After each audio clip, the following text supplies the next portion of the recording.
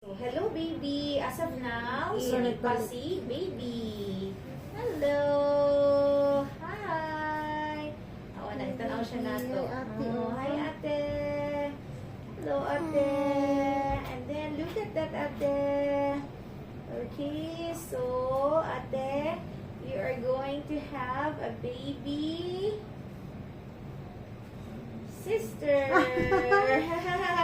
Okay, that's the hamburger sign. Okay, so that's the clitoris na ay busot sa tunga. Kita ka sa busot sa tunga. Weird. Did you see it, ate? Huh? Did you picture it? That one, oh? Okay, that's a baby sister. Okay, you're going to have a baby sister soon. Okay? Okay, is that okay, ate? Are you happy? Yes. Are you happy? Yes. Yes. You want to have a baby sister? Yes. Okay, so that's the femur or bukog sa paa. And look at that.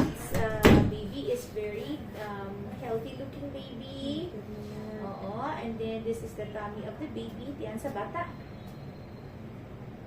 Okay. And then the head is here. Dako-dako na ba yapon? Okay, so that's the head of the baby langga. Turn of you. Yes. Alright, so far, baby sister is doing very good in mama tummy, no?